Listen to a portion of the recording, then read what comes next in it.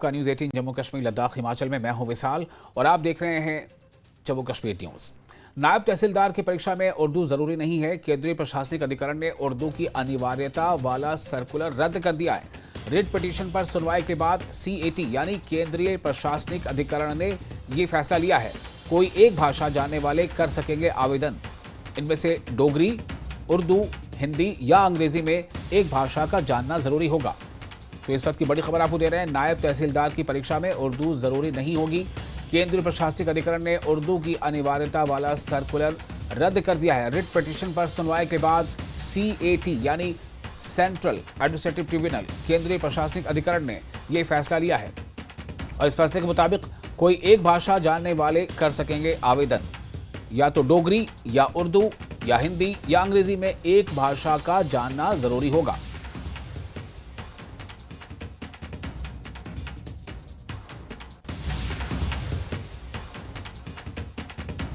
तो इस वक्त की एक बड़ी खबर दे रहे हैं आपको जम्मू कश्मीर के हवाले से। बड़ी खबर, इस खबर के से जुड़ी जो लगातार जो अपडेट्स आपको हम देते रहे थे, इस वक्त बड़ी खबर यही है कि जो नायब तहसीलदार की परीक्षा में उर्दू की अनिवार्यता जो है वो अब ख़त्म हो गई है। इस वक्त की बड़ी खबर इसको लेकर के काफ़ी वहाँ विरोध प्रदर्शन भी हुए थे। तो नायब तहसीलदार की परीक्षा में उर्दू ज़रूरी नहीं होगी। उर्दू ज़बान जानना ही सिर्फ एक विकल्प नहीं होगा, बल्कि इसमें कई और ज़बानों का विकल्प सामने रखा गया है। नायब तहसीलदार की परीक्षा में उर्दू ज़रूरी नहीं।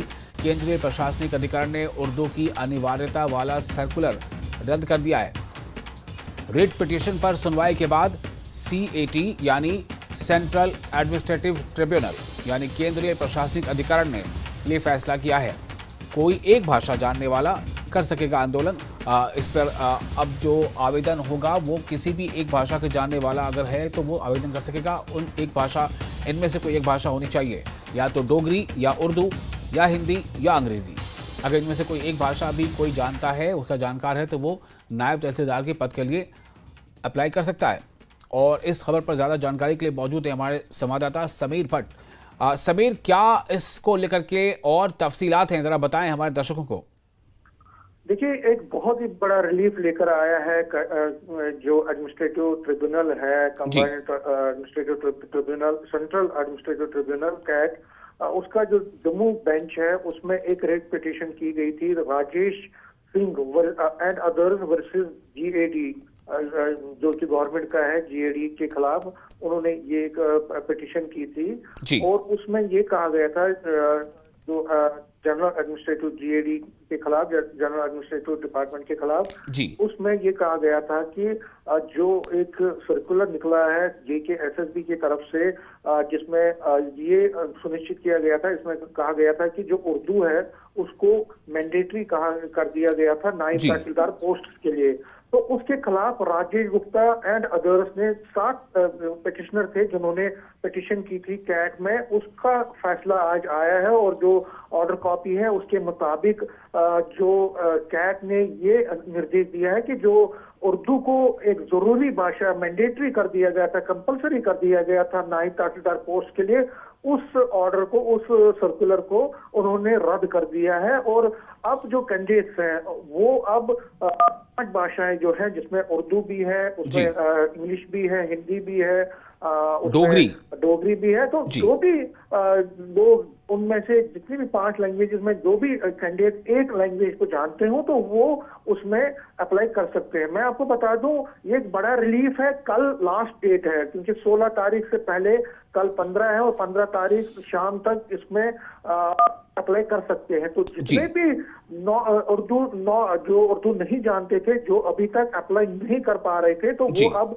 अप्लाई कर पाएंगे, क्योंकि 16 सुबह 15 शाम तक ये क्लोज हो जाएगा। तो फिलहाल एक बड़ा रिलीफ। और आपको मैं बता दूं, कई दिनों से लगातार जम्मू, सांबा, कठुआ और जहां जहां पे जम्मू डिवीजन के बाकी डिस्ट्रिक्ट्स में लगातार BJP और BJYM, जो उनका युवा मोर्चा है, उनकी तरफ से लगातार प्रोटेस्ट किए जा रहे थे। और आज भी आपको पता ही होगा कि सुबह जो सिविल सेक्रेटरी के सामने 28 के 28 एमएलए जो बीजेपी के थे, उन्होंने तकरीबन 3 घंटे का एक धरना दिया था और उसमें उन्होंने कहा था कि अगर इस पर कोई फैसला सरकार की तरफ से नहीं होता तो वो इस एजिटेशन को उसमें तेजी लाएंगे।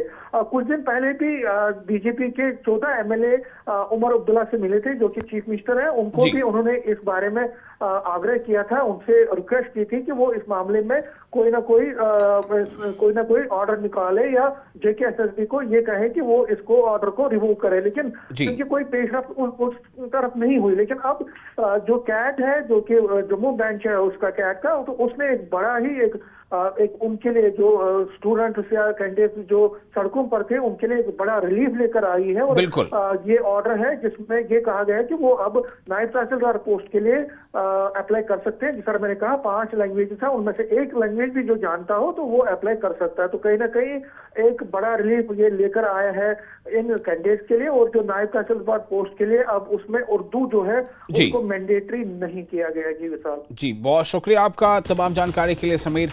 तो इस वक्त एक बड़ी खबर ये है और इस खबर से जाहिर है कि बहुत सारे ऐसे अभी तक जो अपना फॉर्म इसलिए नहीं भर पा रहे थे कि उन्हें उर्दू की जानकारी नहीं थी, तो वो भी फॉर्म भर सकेंगे नायब तहसीलदार के लिए। हालांकि इसमें जो वैकेंसी है बहुत ज़्यादा नहीं है, लेकिन फिर भी ये अहम है और इसमें अब उनकी भी परीक्षा के लिए वो भी इसके लिए अहल होंगे जो उर्दू नहीं भी जानते हैं। इनमें से 5 ज़बानें रखी गई हैं जिनमें से किसी एक का जाना ज़रूरी होगा, वो चाहे उर्दू हो या डोगरी हो या हिंदी या अंग्रेज़ी।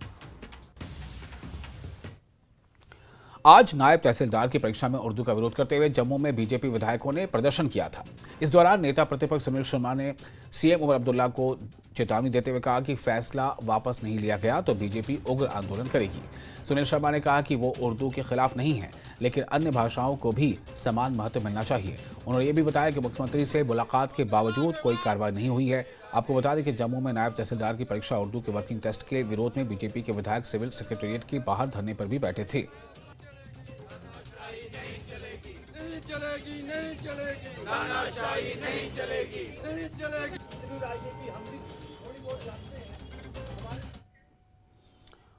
श्रीनगर के नौहट्टा स्थित मजार में श्रद्धांजलि देने के दौरान हुए विवाद को लेकर जम्मू कश्मीर पुलिस का बयान सामने आया है। जम्मू कश्मीर पुलिस ने कहा है कि कब्रिस्तान में कोई पाबंदी नहीं थी। फारूक अब्दुल्ला समेत कई नेता मुख्य द्वार से दाखिल हुए, लेकिन चीफ मिनिस्टर ने दीवार फांदकर प्रवेश किया। मुख्यमंत्री को दीवार फांदने से रोका गया। सीएम को मुख्य द्वार से आने को कहा गया था, लेकिन सीएम उमर ने पुलिस की सलाह की अनसुनी कर दी और जो वीडियो सामने आया है उसमें दिख रहा दृश्य पुलिस की तरफ से सुरक्षा प्रयास था। पुलिस ने मुख्यमंत्री को चोट से बचाया है, ये पुलिस का बयान।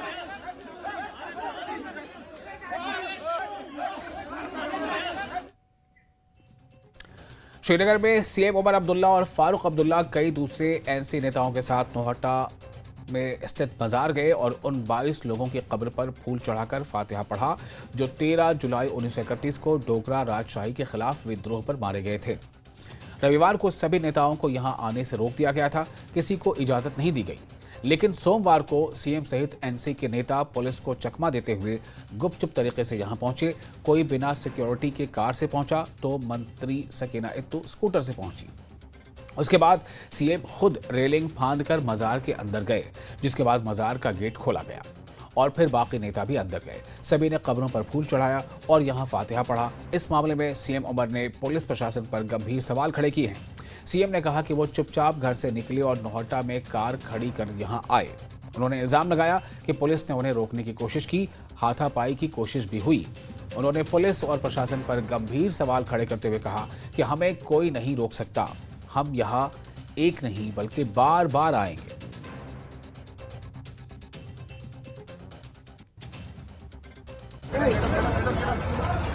हमें कल यहाँ आके फातिहा पढ़ने की इजाजत नहीं दी गई।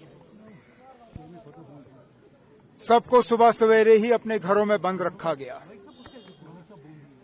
यहाँ तक कि जब आहिस्ता आहिस्ता गेटें खुलना शुरू हुई और मैंने कंट्रोल रूम को बताया कि मैं यहां आना चाहता हूं फातिहा पढ़ने के लिए, मिनटों के अंदर अंदर मेरे गेट के बाहर बंकर लगा और रात के 12-1 बजे तक उसको हटाया नहीं गया। आज मैंने इनको बताया ही नहीं। बिना बताए मैं गाड़ी में बैठा और इन्होंने इनकी बेशर्मी देखिए। आज भी इन्होंने हमें यहां तक रोकने की कोशिश की। चौक में अपनी गाड़ी खड़ी की, नौहट्टा चौक में सीआरपी का बंकर सामने लगाया, जेएनके पुलिस का रक्षक, और फिर हाथापाई करने की कोशिश की। ये पुलिस वाले जो वर्दी पहनते हैं कभी कभी कानून भूल जाते हैं। मैं इनसे पूछना चाहता हूं किस कानून के तहत इन्होंने आज हमें रोकने की कोशिश की। अगर रुकावट थी तो कल के लिए थी, कहने के लिए तो ये कहते हैं ये आजाद मुल्क है, लेकिन बीच बीच में ये लोग समझते हैं हम उनके गुलाम हैं। हम किसी के गुलाम नहीं हैं। हम अगर गुलाम हैं तो यहां के लोगों के गुलाम हैं। हम अगर खादिम हैं तो यहां के लोगों के खादिम हैं। ये लोग वर्दी पहन के कानून का इस तरह तहस नहस करें, ये बात मेरी समझ में नहीं आता। लेकिन हमने इनकी कोशिशों को नाकामयाब किया। इन्होंने हमें पकड़ने की कोशिश की, हमारे झंडे को फाड़ने की कोशिश की, लेकिन इनकी तमाम कोशिशें आज नाकामयाब रहीं। हम आए, हमने फातिहा पढ़ा। इन लोगों को शायद गलतफहमी है कि यहां सिर्फ 13 जुलाई को ही ये कब्रें हैं। ये भूल जाते हैं कि ये कब्रें हमारी शहीदों के ये साल के तमाम दिन यहां पे हैं। चलिए 13 जुलाई ना सही, 12 जुलाई, 14 जुलाई, 15 जुलाई, दिसंबर, जनवरी, फरवरी, कब तक रोकेंगे? हमारी जब मर्जी होगी हम यहां आएंगे और इन शहीदों को हम याद करेंगे। श्रीनगर में जो कुछ हुआ उसे लेकर नेशनल कॉन्फ्रेंस ने सोशल मीडिया पर पोस्ट किया है। नेशनल कॉन्फ्रेंस ने अपने इस पोस्ट में सीएम का वीडियो पोस्ट करते हुए लिखा है कि हम किसी के गुलाम नहीं हैं, हमारी जवाबदेही सिर्फ और सिर्फ जनता के प्रति है।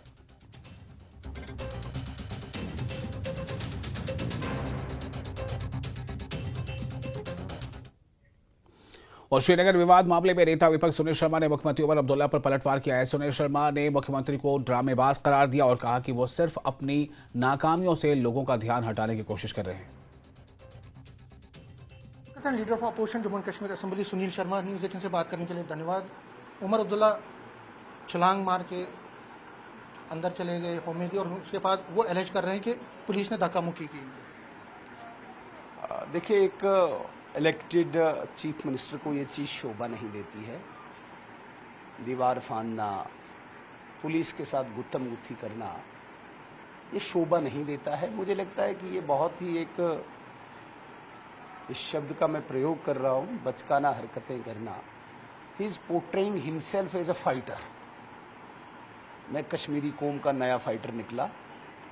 उन लोगों को मैं शहीद बनाऊंगा जिन्होंने महाराजा हरि सिंह जी के विरुद्ध विद्रोह किया, जिन्होंने तब कश्मीरी पंडित हिंदुओं के साथ अत्याचार किया, बहन बेटियों के साथ दुष्व्यवहार किया,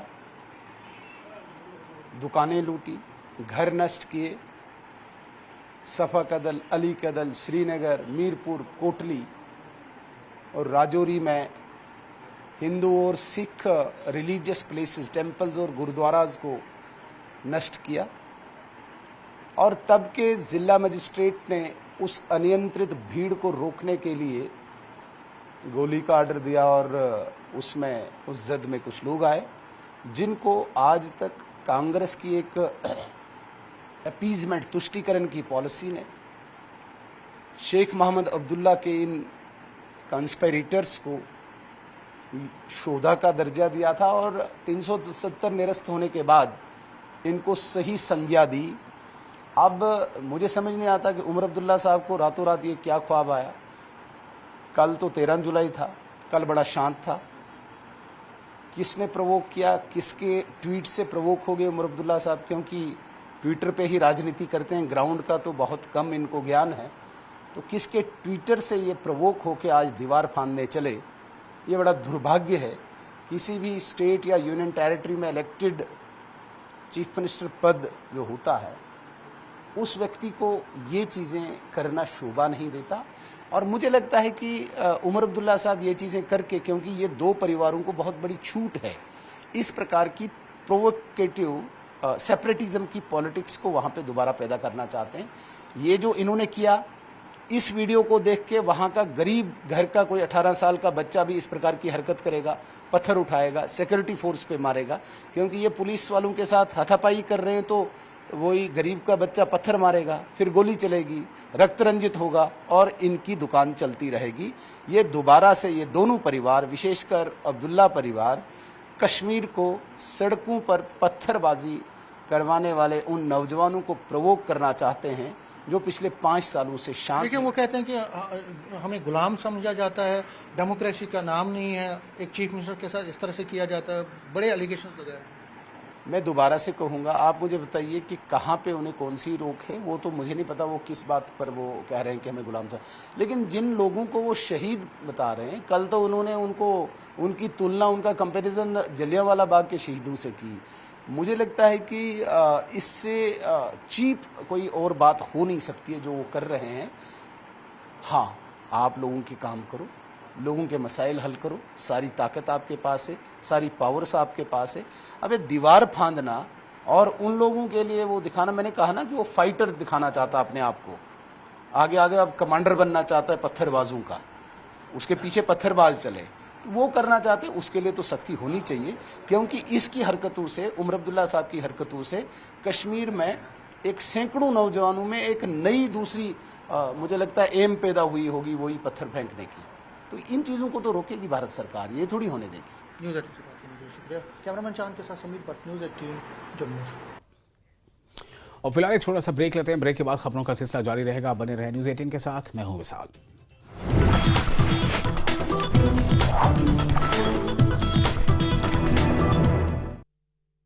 अगर दर्द से हर खबर तक पहुंचने के लिए, बेबाक सवाल पूछने के लिए, हर चुनाव की महा कवरेज के लिए, सबसे पहले और भरोसेमंद नतीजों के लिए, रिपोर्टर के सबसे बड़े नेटवर्क के लिए, एंकर की नंबर 1 टीम के लिए एक नहीं अनेक है कारण बार बार न्यूज 18 इंडिया के नंबर 1 बनने के लिए।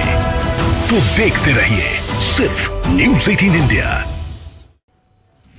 कविंदर गुप्ता बने लद्दाख के नए उपराज्यपाल। बीडी मिश्रा का इस्तीफा राष्ट्रपति ने किया मंजूर। लद्दाख के नए एलजी बनाए गए कविंदर गुप्ता।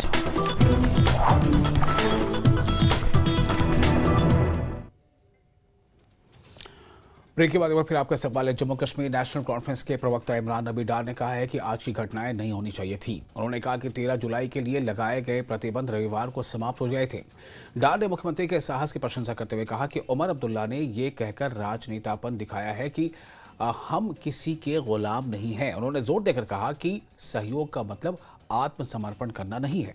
डार ने कहा कि बीजेपी इसलिए प्रतिक्रिया दे रही है क्योंकि शहीद मुसलमान थे। उन्होंने बताया कि दूसरे देशों और राज्यों में अभिजात वर्ग के खिलाफ लड़ने वाले स्वतंत्रता सेनानियों का सम्मान उनके धर्म की परवाह किए बिना किया जाता है। देख रहे हैं मुख्तलिफ, आपने देखा सुबह से ही खबरें आ रही हैं और मुख्तलिफ रिएक्शंस आ रहे हैं। देखिए, आज जो हुआ नहीं हुआ होना चाहिए था। सबसे पहले आज कोई रेस्ट्रिक्शन का कोई ऑर्डर नहीं था और इनका कोई हक नहीं बनता था जिस तरीके से आज एक इलेक्टेड चीफ मिनिस्टर और उनके काउंसिल ऑफ मिनिस्टर्स को रोका गया मज़ार शोदा तक जाने में। ऑनरेबल एमएलए साथ थे, बहुत ही अनफॉर्चुनेट था, नहीं हुआ होना चाहिए था। क्योंकि हमने बार बार, उमर साहब बार बार ये बात कहते हैं कि we are not here for confrontation, हम कॉपरेशन करना चाहते हैं। तो ये हम भी जानना चाहते हैं under which law were they stopping, किस लॉ के अंडर ऑनरेबल चीफ मिनिस्टर को रोका जा रहा था। तो इन स्पाइट ऑफ दैट मुझे लगता है कि उमर साहब ने जिस तरीके से आज in spite of the restrictions he went ahead और वो मज़ार शोदा गए और उन्होंने खराज अकीदत पेश किया along with his council of ministers और एमएलएज। तो ये बहुत ही हम सैल्यूट करते हैं उनकी करेज को और जो आज स्टेट्समैनशिप उन्होंने दिखाई कि एंड पे जो उमर साहब ने बात की कि हम किसी के स्लेव नहीं हैं, we are masters of our own destiny.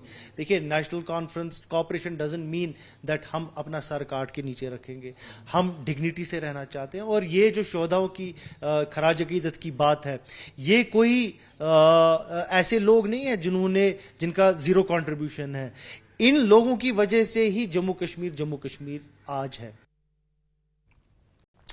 और बीजेपी नेता डॉक्टर जहांजैब सिरवाल ने जम्मू कश्मीर के मुख्यमंत्री उमर अब्दुल्ला की तीखी आलोचना की है और उनके दावों को महज राजनीतिक नाटक करार दिया है। उन्होंने श्रीनगर के कार्यक्रम को एक राजनीतिक स्टंट करार दिया। सिरवाल ने अब्दुल्ला से प्रभावी शासन पर ध्यान केंद्रित करने का आग्रह करते हुए कहा कि मुख्यमंत्री को नतीजा देने के लिए चुना गया है, न कि बनावटी नाटक करने के लिए। चीफ मिनिस्टर उमर अब्दुल्ला ने आज एक सीरियस एलिगेशन लगाई। उन्होंने ये कहा कि उनको रोका गया जब वो कश्मीर में मज़ार शरीफ में जो 13 जुलाई 1931 के जो जिनकी डेथ हुई थी, उनको वो एक तरह से प्रेयर्स देना चाहते थे, उनको खराज अकीदत देना चाहते थे, लेकिन उनको रोका गया। उस पर सियासत गर्मा गई है और बीजेपी कहीं ना कहीं उमर अब्दुल्ला को आड़े हाथों ले रही है। मेरे साथ इस पर बात करने के लिए डॉक्टर जहांजैब सिरवाल, ये बीजेपी के नेता हैं, न्यूज़ 18 से बात करने के लिए शुक्रिया। जहांजैब, जिस तरह से उमर अब्दुल्ला एलिगेशन लगा रहे हैं, वो कह रहे हैं कि पुलिस ने उनके साथ हाथापाई की, उनको रोका गया, फिर उनको जब मतलब फोर्सबली उनको फिर दीवार लान के अंदर जाना पड़ा। इसको आप किस तरह देखिए, उमर साहब को दीवार लांद के अंदर जाना पड़ा और फारूक साहब ऑलरेडी इनसाइड थे। ये पॉलिटिकल थिएटरिक जो नेशनल कॉन्फ्रेंस का है, ये नेशनल कॉन्फ्रेंस को बंद कर देना चाहिए। नेशनल कॉन्फ्रेंस को जिस चीज के लिए लोगों ने चुना है वो है गवर्नेंस, और नेशनल कॉन्फ्रेंस को उस गवर्नेंस पे ध्यान देना चाहिए। ये ड्रामेबाजी करना जो है, ये नेशनल कॉन्फ्रेंस को बंद कर देना चाहिए। और अगर उन्हें हकीकत में लग रहा है कि उनसे स्टेट नहीं चल सकती है, उनसे गवर्नेंस नहीं हो सकती है, तो इस्तीफा दे देना चाहिए। ये ड्रामा बार बार करके जो वो जम्मू कश्मीर की आवाम को बेवकूफ बना रहे हैं, ये नेशनल कॉन्फ्रेंस को उमर साहब को बंद कर देना चाहिए। आप ये मानते हैं, क्योंकि हमने भी पिक्चर्स में देखा कि फारूक अब्दुल्ला साहब अंदर थे, वो अंदर चले गए, हालांकि उमर अब्दुल्ला दीवार लान के गए, उसका वीडियो है, लेकिन आपको क्या लगता है कि फारूक साहब अंदर थे? देखिए, उमर साहब को ड्रामा करने का शौक है, उमर साहब को जिम्नास्टिक करने का शौक था, तो वो दीवार फांद के चले गए। अगर वो भी सीधे रास्ते से गए होते तो उनको भी वैसे ही अलाउ किया होता जैसे डॉक्टर फारूक अब्दुल्ला साहब को अलाउ किया होता। और दूसरी चीज कि ये कहाँ का वो है इंसाफ है कि उन्होंने खुद ही कहा कि ये पॉलिटिकल प्रोग्राम नहीं है। अगर पॉलिटिकल प्रोग्राम नहीं था तो अंदर पार्टी का झंडा लेकर क्या कर रहे थे? हर चीज को पॉलिटिसाइज करना जो है, ये इस खानदान के खून में है, और इस खानदान को अब जम्मू कश्मीर की जनता को बेवकूफ बनाना बंद कर देना चाहिए। मैं पूरे अथॉरिटी के साथ ये कह लूं कि ये खानदान जो है, अब्दुल्ला खानदान जो है, ये इस सदी का सबसे बड़ा ठग खानदान है जम्मू कश्मीर का।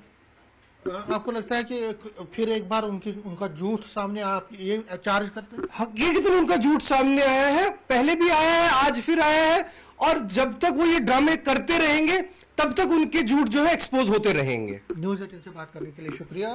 कैमरामैन साहिबा के साथ में समीर भट्ट, न्यूज़ 18 जम्मू।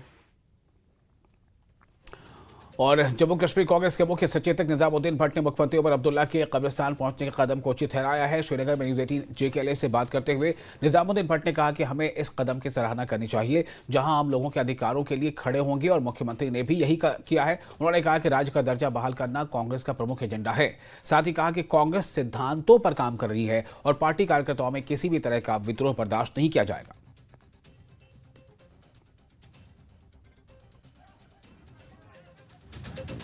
लेकिन वज़ीर आला जो है लगातार अपनी बेबसी का मुजाहरा कर रहे हैं, तो आज भी उन्होंने जो है दीवार लांघ के उनको मज़ार शौदा पहुंचना पड़ा, और वहां पर भी उन्होंने यही अरेंज किया कि जो पावर्स होने चाहिए या बिजनेस रोल्स की मुंतकली के हवाले से लगातार गुहार लगा रहे हैं, लेकिन ऐसा नहीं हो पा रहा है। तो आज की इस कोशिश को किस तरह से देखते हैं, जो वो मज़ार शौदा पहुँच गए, एक चीफ मिनिस्टर का इस तरह से जाना? जब कांग्रेस रियासत की बहाली के तय कोशा है, तो साफ जाहिर है कि जो हमारे जमहूरी हुकूक छीने गए हैं वो बहाल हों। वो चीफ मिनिस्टर की एम्पावरमेंट हो, वो लेजिस्लेचर का अपना किरदार हो और अपनी आइडेंटिटी हो, वो पूरे माशरे की जो हमारी आइडेंटिटी जुड़ी थी रियासत के साथ, रियासत के स्टेटस के साथ, वो बहाल हो। तो वो तो उमर अब्दुल्ला साहब को तकालीफ से निकालने के लिए है ना।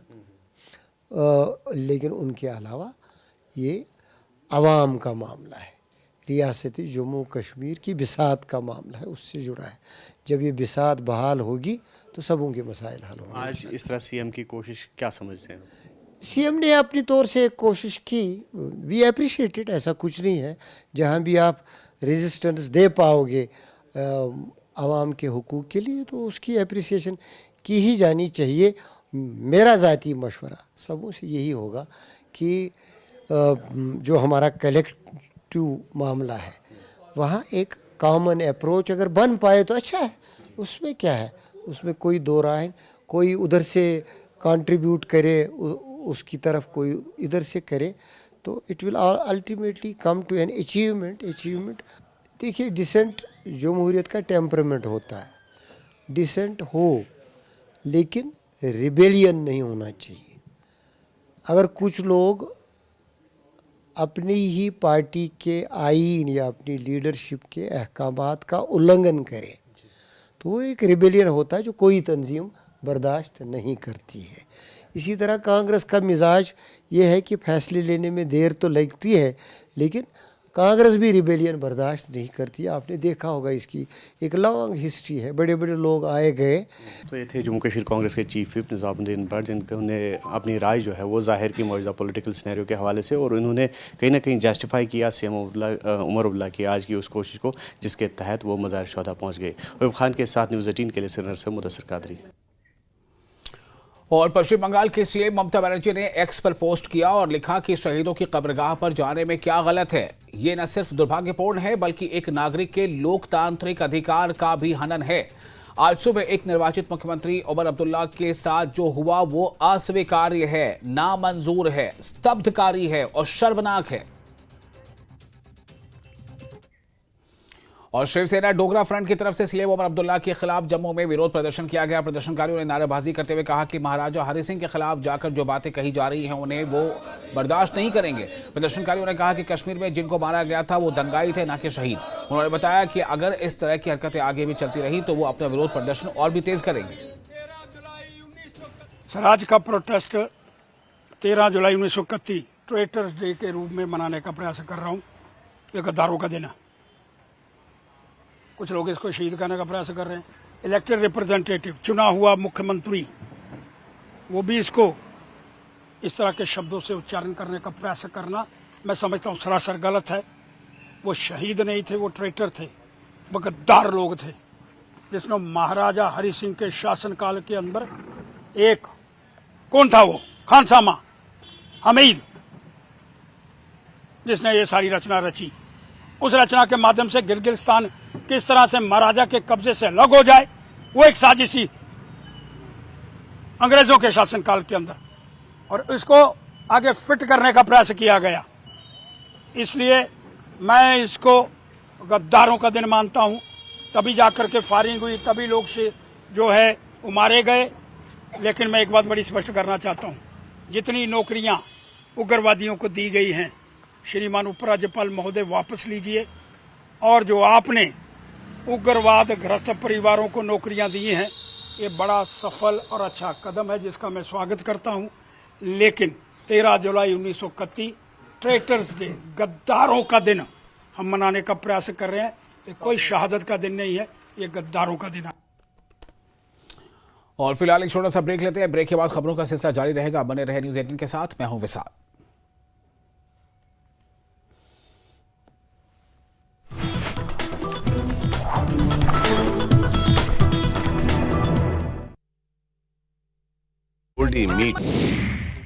आपदा के 14 दिन बाद सराज के स्कूल खुल गए, लेकिन 9 स्कूल अभी भी बंद, 3 छात्र लापता। पूर्व सीएम जयराम ठाकुर ने बख्तियार स्कूल में बच्चों से मुलाकात कर हौसला बढ़ाया। बच्चों ने स्कूल खुलने पर खुशी जताई। हिमाचल बीजेपी अध्यक्ष राजीव बिंदल ने प्रदेश सरकार और बिजली बोर्ड पर साधा निशाना। बोले, बिजली मीटर के नाम पर लोगों से की जा रही है लूट। सरकार स्पष्ट करे कि नियत के साथ लगाए गए हैं बिजली के नए मीटर। मंडी आपदा प्रभावितों से मिले सांसद अनुराग ठाकुर। मंडी आपदा प्रभावितों को वन भूमि केंद्र से दिलाने की पैरवी की कही बात। बोले, केंद्र सरकार के माध्यम से प्रभावितों को पहुंचाई जाएगी हर संभव मदद। नगर निगम धर्मशाला को दिल्ली की एक कंपनी ने लगाया चूना। 16 लाख रुपए का चूना लगाकर गायब हुई कंपनी। निगम ने करवाई धर्मशाला पुलिस स्टेशन में एफआईआर। अनुराग ठाकुर और जयराम ठाकुर का सराज दौरा। आपदा प्रभावितों से कर रहे हैं मुलाकात। प्रभावितों को राहत सामग्री भी कर रहे हैं वितरित।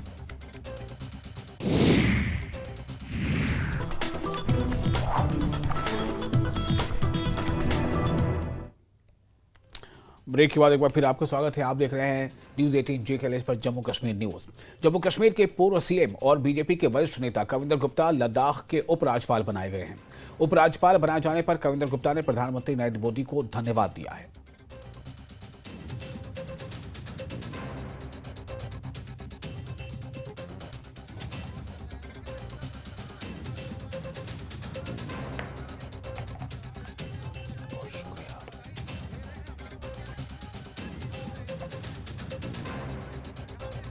यह है कविंदर गुप्ता जो जम्मू कश्मीर के डेप्यूटी सीएम रह चुके हैं और अब कविंदर गुप्ता को लद्दाख का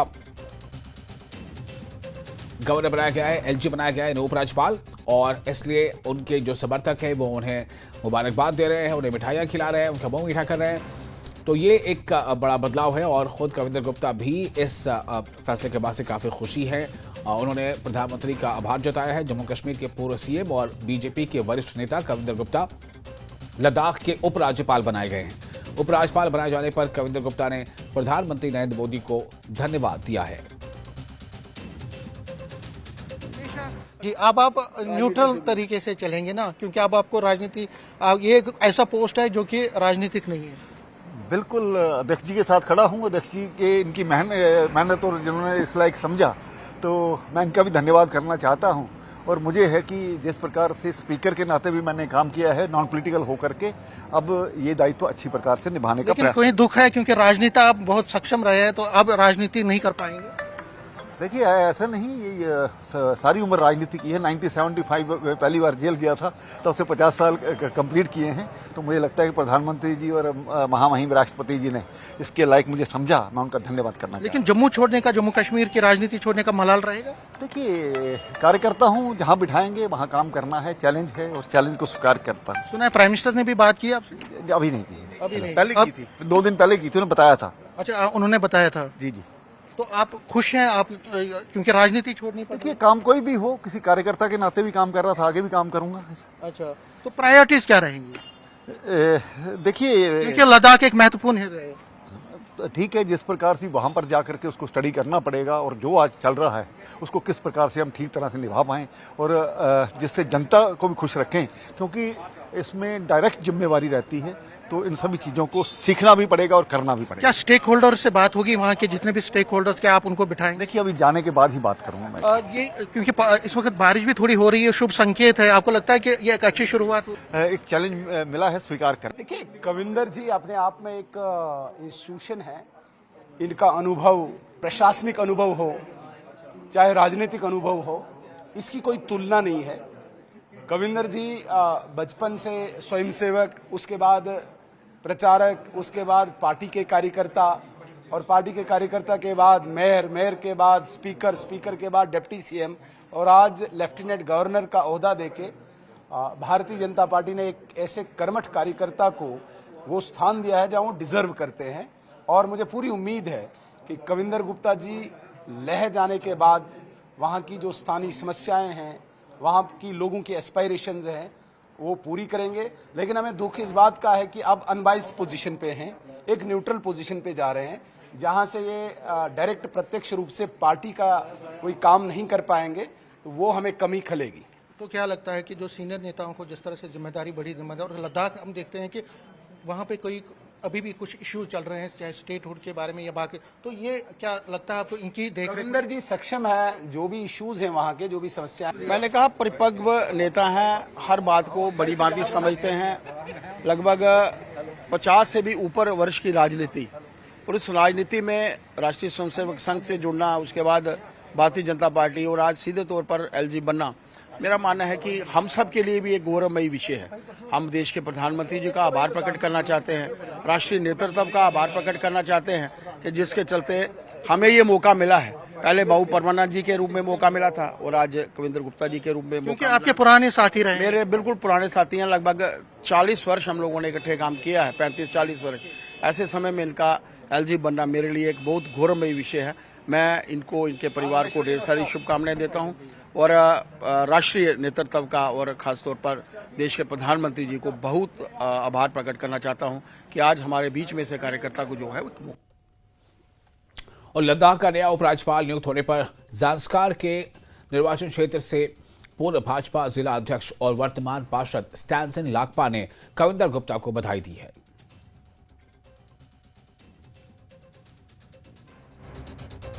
वीवर को जुले और नमस्कार। इस वक्त में स्टैनसन लाकपा जी जो चा कंस्टिट्यूंसी ज़ांस्कार डिस्ट्रिक्ट से काउंसलर भी है, साथ ही साथ फॉर्मर डिस्ट्रिक्ट प्रेसिडेंट भी बीजेपी के। तो अभी खबर निकल के आ रहा है सर, जो कविंदर गुप्ता जी जो फॉर्मर डिप्टी सीएम थे जेएनके में, तो वो लद्दाख के नए एलजी के तौर पर आ रहा है, क्या बोलेंगे सर? सभी को जुले, ये तो हमारे लिए खुशी की बात है कि कविंदर गुप्ता जी पॉलिटिकल फील्ड में अपने टेन्योर में काफ़ी पदों पे रहे हैं। उनको लद्दाख का एज ए एलजी यहाँ पे नियुक्त किया गया, तो मेरे ख्याल से बहुत ही अच्छा हुआ। उनको हम वेलकम करते हैं। मैं ज़ांस्कार के निवासियों की ओर से उनको हम वेलकम करते हैं और मेरे कॉन्स्टिट्यूंसी के लोगों की ओर से मैं उनको दिल से स्वागत करता हूं। मुझे उम्मीद है कि उनके टेन्योर में लद्दाख और भी फूलेगा फलेगा, है ना, क्योंकि पिछला 2 लेफ्टिनेंट गवर्नर जो आर.के. माथुर जी और बी.डी. मिश्रा जी थे, उन्होंने ज़ांस्कार के लिए बहुत अच्छा काम किया। ज़ांस्कार ही नहीं और लद्दाख के लिए बहुत अच्छा काम किया है। तो लद्दाख का दिन दुगनी रात चुगनी तरक्की हुआ है। और एक्सियम 4 मिशन के तहत अंतरिक्ष यात्रा पर गए चालक दल के वापसी की प्रक्रिया शुरू हो गई है। अंतर्राष्ट्रीय अंतरिक्ष स्टेशन यानी ISS में 18 दिन बिताने के बाद भारतीय अंतरिक्ष यात्री शुभांशु शुक्ला और उनके 3 अन्य सहयोगी अंतरिक्ष यात्री पृथ्वी के लिए रवाना हुए हैं। करीब 22.5 घंटे यानी कि 22.5 घंटे की यात्रा के बाद चालक दल के कैलिफोर्निया तट पर भारतीय समय के मुताबिक मंगलवार को दोपहर 3 बजे उतरने की उम्मीद है। और प्रधानमंत्री कार्यालय में केंद्रीय मंत्री डॉक्टर जितेंद्र सिंह ने कहा कि शुभांशु शुक्ला वापस आएंगे और उनकी अंतरिक्ष यात्रा से पूरी दुनिया को उनके द्वारा अनुभव की गई कई तकनीकी और अन्य जानकारियां जानने में मदद मिलेंगी। उन्होंने कहा कि शुभांशु की वापसी कम से कम समय में होगी और इससे अन्य लोगों के लिए भी विभिन्न व्यवहारिक अध्ययनों के माध्यम से अंतरिक्ष विज्ञान के बारे में और जानने का मार्ग प्रशस्त होगा। उन्होंने ये बात IIT जम्मू में नीति आयोग की ओर से आयोजित एक समारोह के दौरान पत्रकारों से बातचीत में कही है। महत्वपूर्ण बात यह है कि शुभांशु ने जो वहाँ पर जाके प्रयोग किए हैं, चाहे लाइफ साइंसेज को लेकर, चाहे प्लांटेशंस को लेकर, उसकी किट्स जो हैं वो भी यहीं से उपलब्ध कराई गई थी हमारे डिपार्टमेंट ऑफ बायोटेक्नोलॉजी की ओर से। कुछ एक हमारे institutes Indian Institute of Science Bengaluru इत्यादि से, IIT से। तो indigenous kits, indigenous experiments, indigenous व्यक्ति करने वाला, और ये वो प्रयोग हुए हैं जिनका लाभ और जिनका उपयोग दुनिया के दूसरे देश भी करेंगे अपनी तरह के पहले।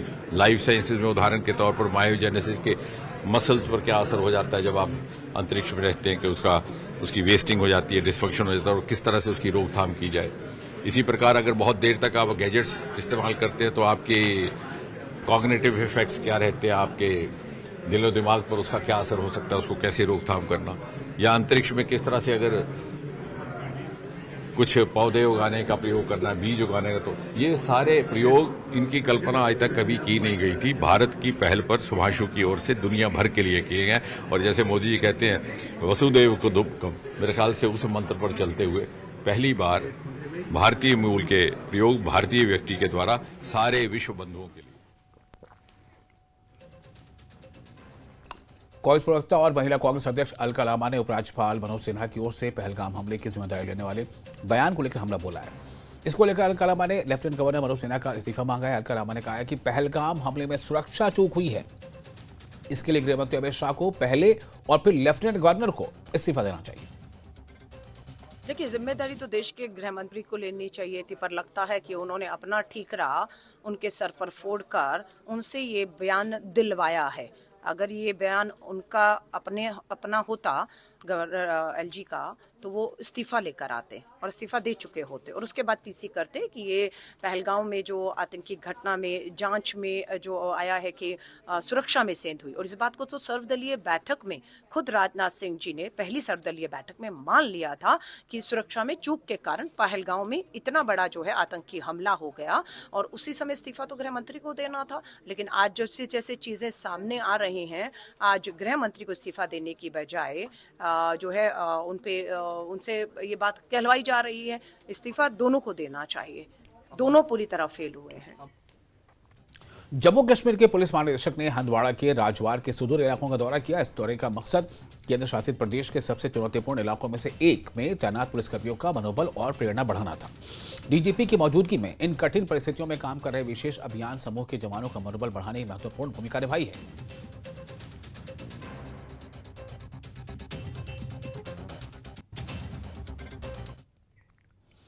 और जम्मू जोन के आईजीपी भीमसेन टूटी ने वन विभाग की ओर से आयोजित पौधारोपण कार्यक्रम में भाग लिया। इस मौके पर न्यूज 18 से बात करते हुए भीमसेन टूटी ने कहा कि जिस तरह से इस वक्त कंस्ट्रक्शन का काम चल रहा है और अर्बनाइजेशन के चलते जंगल कट रहे हैं, ऐसे में लोगों को ज्यादा से ज्यादा पौधे लगाने चाहिए ताकि हम अपने आने वाले भविष्य को सुरक्षित कर सकते हैं। जी भी जम्मू में से मौजूद हैं और इस वक्त जो है प्लांटेशन ड्राइव यहाँ पे की गई है। सर, एक निरंतर जो है प्लांटेशन ड्राइव यहाँ पे चलाई गई है। कितना आप समझते हैं कि एक तरह से एक मैसेजिंग जो है सब लोगों में जा रही है कि जितने ज़्यादा प्लांट लगाएंगे उतना ही बेनिफिट उनके लिए? देखिए, आज वन विभाग की मदद से हम लोगों ने यहाँ पर गुलशन ग्राउंड जियो मेस कॉम्प्लेक्स में तकरीबन 1000 वृक्ष को प्लांट करने का हमारा प्रयास है, जो आज दिन भर में हम लोग करेंगे ये काम। वन विभाग की मदद से ये वृक्ष की सैपलिंग हमें उपलब्ध कराई गई है और आप सभी को पता है कि जो क्लाइमेट को रीस्टोर करने में या उसको स्वस्थ बनाने में वृक्षों का क्या रोल है, ये किसी से छुपी हुई बात नहीं है। तो इसी दिशा में आज हम लोग ये प्रयास कर रहे हैं। आप सभी को पता है कि चारों तरफ कंस्ट्रक्शन के काम चलते रहते हैं, लगातार सड़कें बनती रहती है, घरों का निर्माण होता रहता है, तो उसमें वृक्षों की काफ़ी हानि होती है। तो हमारी ये छोटी सी कोशिश जो है वो इसी दिशा में एक छोटी सी पहल है। लोगों से भी क्या कहना चाहेंगे, क्योंकि जंगल समाप्त हो रहे हैं, क्योंकि जिस तरह से हम अर्बनाइजेशन की तरफ जा रहे हैं? लोगों से हमारी अपील तो यही रहेगी कि यदि हम इस प्रकृति को बचा करके रखना चाहते हैं तो सभी लोग इस मामले में कंट्रीब्यूट करें, सभी लोग अपने अपने हाथों से इस बरसात के मौसम में वृक्षारोपण करें। बहुत बहुत शुक्रिया। तो ज़्यादा से ज़्यादा प्लांट्स लगाए जाएं, ये अपील की गई है आईजीपी जम्मू की तरफ से। कैमरामैन चांद के साथ राजन वैद, न्यूज़ 18 जम्मू। बागवानी विभाग क्षेत्र ने मुख्य बागवानी अधिकारी राकेश कोतवाल की ओर से एक फलदार पौधा रोपकर वर्षा ऋतु वृक्षारोपण अभियान की औपचारिक शुरुआत की। ये पहल बागवानी विकास की दिशा में एक महत्वपूर्ण कदम है और इसका उद्देश्य क्षेत्र के वर्षा आधारित और उपोष्णकटिबंधीय क्षेत्रों में फलों की खेती को बढ़ावा देना है। एक अच्छा गोबर तैयार होता है, वो सड़ा हुआ गोबर जो है अपने खेत में हम अप्लाई करें। क्या करते हैं हम, ज्यादातर क्या करते हैं कि हमारा गोबर जो है हम निकाला, फ्रेश गोबर ही अप्लाई कर देते हैं प्लांट के पास। उससे क्या हो जाता है कि उससे हमारे यहाँ सिनक दीमक जो है बड़ी ज्यादा आती है, जिससे हमारा प्लांट जो है वो सूख जाता है। तो सभी लोगों से ये गुजारिश रहेगी कि कच्चा गोबर बिल्कुल ना डालें, सड़ा हुआ वेल रॉटन गोबर ही अप्लाई करें ताकि हमारा प्लांट सूख ना। और फिलहाल एक छोटा सा ब्रेक लेते हैं। ब्रेक के बाद खबरों का सिलसिला जारी रहेगा। आप बने रहे न्यूज़ 18 के साथ, मैं हूं विशाल।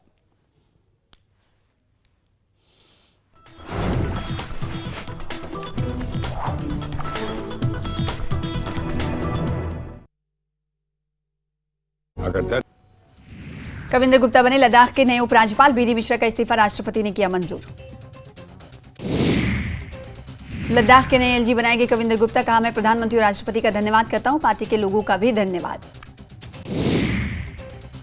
लद्दाख के उपराज्यपाल पद पर कविंद्र गुप्ता की नियुक्ति पर सुनील शर्मा बोले, गुप्ता जी अनुभवी नेता हैं। सत्य शर्मा ने कहा, वरिष्ठ नेताओं को जिम्मेदारी मिलना पार्टी की परंपरा। सीएम उमर ने कहा कि पुलिस ने रोकने की हर संभव कोशिश की, हाथापाई की भी कोशिश।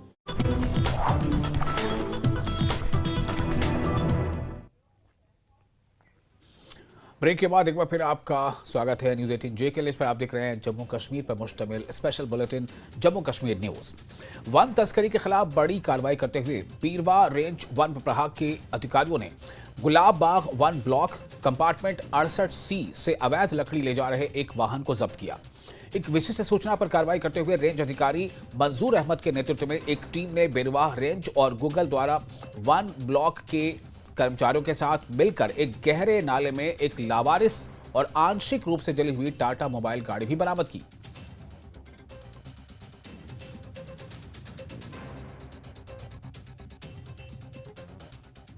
और कल मैंने एक गाड़ी लकड़ी समेत पकड़ ली जो कि नाले में थी।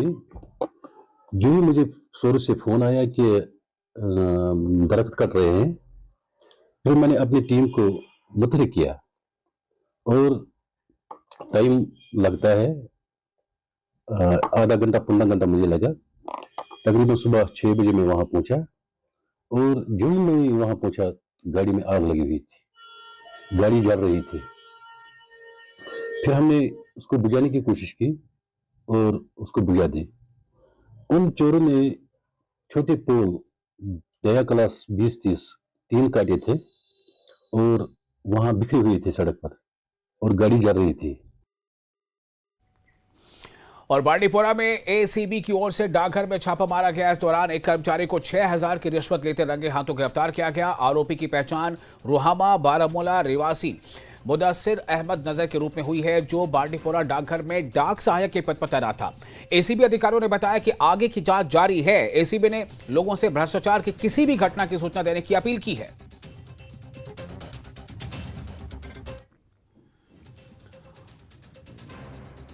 पुलवामा में नशे के खिलाफ जंग में अब लोग भी अपनी मर्जी से शामिल हो गए हैं। जिले के अलग अलग इलाकों में स्वयंसेवी युवाओं ने भांग नष्ट करने का अभियान शुरू कर दिया है। इस सिलसिले में हर गांव में लकड़हारों की निगरानी में भांग नष्ट की गई।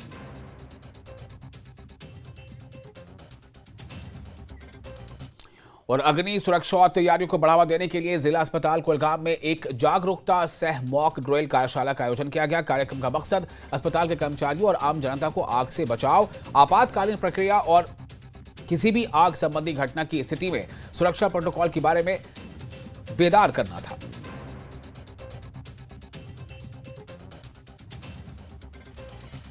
अस्पताल में फायर अवेयरनेस मॉक ड्रिल का प्रोग्राम इनकाद किया है और हमने यहाँ पे जो स्टाफ है उनके बहुत शुक्रगुजार है, क्योंकि वो हमारे साथ कोऑपरेट रहे और हमने यहाँ पे लोगों को ये अवेयरनेस दी कि आग कैसे है और आग पे कैसे काबू पा सकते हैं इन केस खुदा न खास्ता हमारे साथ कभी ऐसा हादसा रोनमा हो जाते हैं या पेश हो जाते हैं, तो उस वक्त हम कौन से स्टेप्स लेते हैं, कौन से प्रिकॉशंस उठाते हैं ताकि हम आग पे काबू पा सकें। और करगिल के सीईओ राकेश कुमार ने यालदोर गांव का दौरा किया और स्थानीय समस्याओं के समाधान के लिए जनता दरबार लगाया। बातचीत के दौरान उन्हें कई जनप्रतिनिधियां प्राप्त हुई और उन्होंने ग्रामीणों को शीघ्र एवं आवश्यक कार्रवाई का आश्वासन दिया है।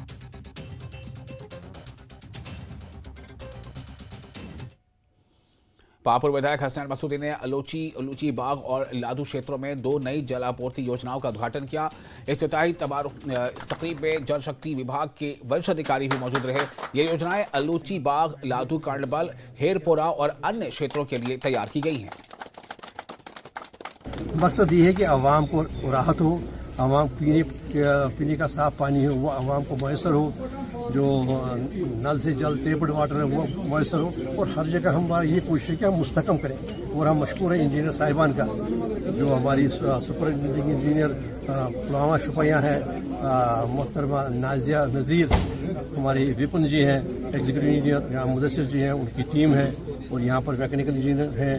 तो इन सब की ये मुश्तरका काविश रही है कि ये एक पॉसिबिलिटी बनाई जाए। तो आज ये मुबारक दिन है, क्योंकि आज के बाद तकरीबन इस इलाके में किसी हद तक पानी की कमी का जो मामला था, सिक्योरिटी का मामला था, वो हल हो जाए। और इसके बाद भी हमारी यह तो जहरी मुसलसल है, ये तो हर रोज़ की जंग है। तो हम और इसके